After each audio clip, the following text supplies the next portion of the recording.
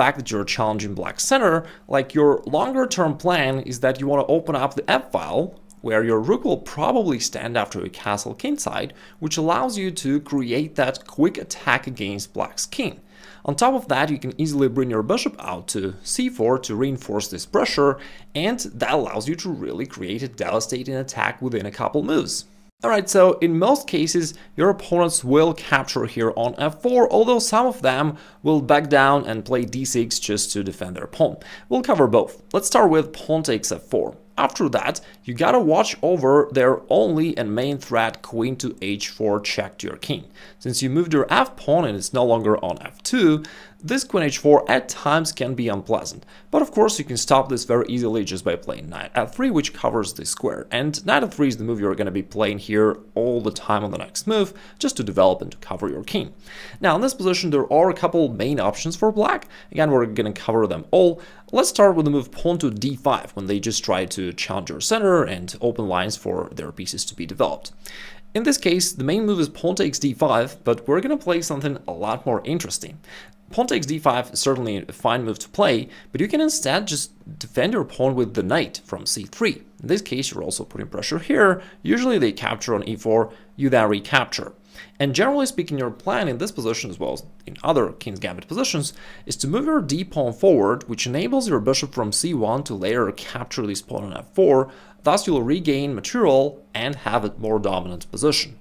But your opponent may very well insist on their idea to try to make use of this weakness along this diagonal. And if they want to somehow defeat you quickly, now this knight is what stops them from doing so. So they may play bishop g4, and the spin is something that they love a lot.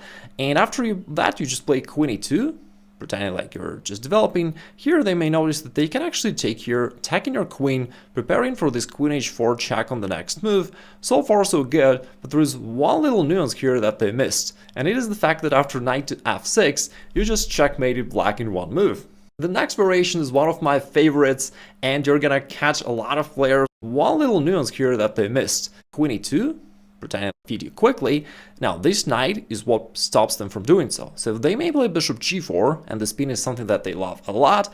And after that, you just play queen e2, pretending like you're just developing. Here they may notice that they can actually take here, attacking your queen, preparing for this queen h4 check on the next move. So far so good, but there is one little nuance here that they missed, and it is the fact that after knight to f6, you just checkmated black in one move. The next variation is one of my favorites, and you're gonna catch a lot of players with this line. Now after f4, sometimes your opponents don't really know what to do, and that's why they don't want to get into complications, and they prefer to play safe by just going pawn to d6 and defending this pawn on e5. After that, just as always, you play knight f3. In this case, that also puts more pressure to the central pawn on e5, therefore they defend it by going knight to c6. And then you play bishop c4, and generally speaking, this is a great position for you to play, because if your opponent refuses to grab your pawn on f4, then now they don't have any material advantage, and you have your attack for free, which is nice. In this position, generally speaking, you want to castle, finish your development, and attack this f1 square. But very often they'll try to play bishop g4. Again, lots of amateur players really love to pin your knight down to the queen, and after you castle kingside, they may wish to try knight d4, because after the knight is pinned, it makes sense to put more pressure on it, trying to expose your king and to attack that way. But here is when there comes a really nasty surprise. Bishop takes f7. All of a sudden you sacrifice your bishop. Your pawn takes it, and then you follow up with knight to g5 check. This is a fairly standard tactical motif, generally speaking, but in the current context, this is something quite unique, I would say.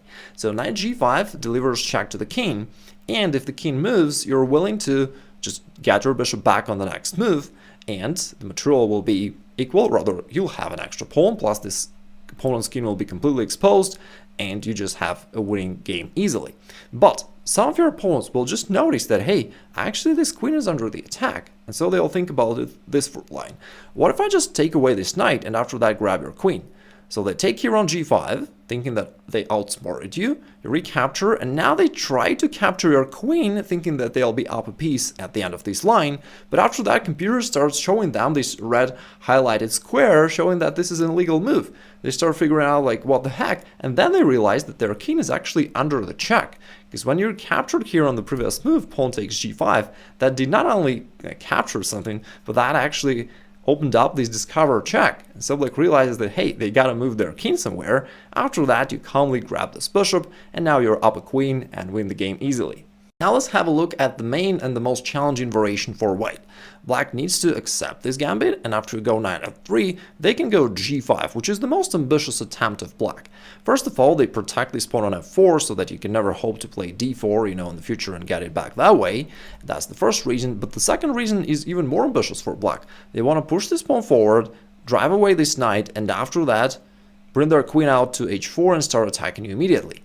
And it's not that easy for white to figure out what to do here. Usually white goes d4 or something like that, but we have prepared another line which is completely unknown by your opponents and which sets a very interesting trap. So you go knight c3, pretending like you just develop. Okay, your opponent is happy. He wants to play g4, drive your knight away, and after you move, he plays queen h4, and he thinks that he's nearly winning the game, because he's a pawn up, plus he's attacking your king, and it doesn't look like there is an easy way out for you. Still, you play g3.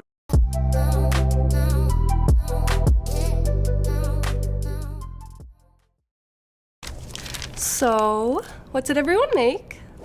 I made us. And your opponent is again happy. He takes here, trying to completely break open your king. Then you capture this pawn on g4. And the correct thing for black to do here is just to trade queens and go into this approximately equal endgame. But of course, many of them will find the tactical motif pawn to g2, which looks like a really beautiful combo that they have found. g2 sacrifices the queen temporarily because of the discover check, but on the next move they're gonna get their queen back plus win your rook on h1. And it looks like they found something truly smart and they're winning the game. But the reality is completely opposite, because after queen h5, there is just no way for them to defend this pawn on f7, and although they're up a rook currently, you just checkmate them within the next couple of moves and that's end of story. And it's a really evil trap, because even very advanced level opponents can easily be trapped like that. Seeing these whole variations is of course nearly impossible. Now, what do they do now? I mean, they cannot just defend it with the knight, because if they try that, you just go d4, and on the next move you eliminate the knight, and there is nothing they can do to stop you from capturing this pawn on the next move. So that doesn't help.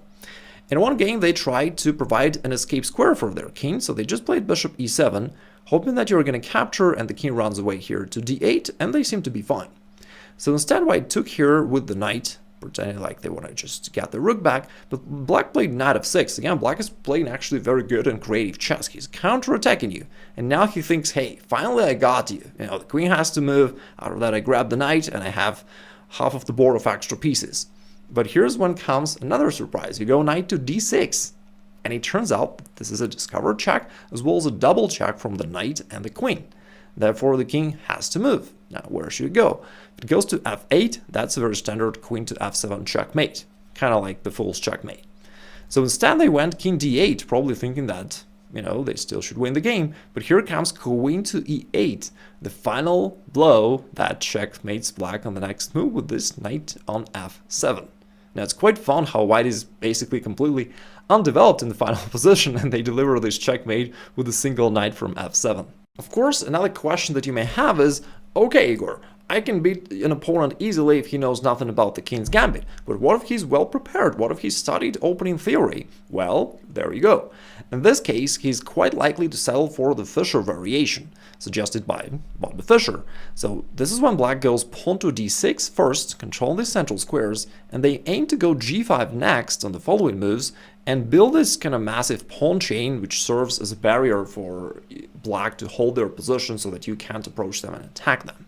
In this case, what I recommend you to do is to play bishop c4, which deviates from the main line already, and it creates some problems for black.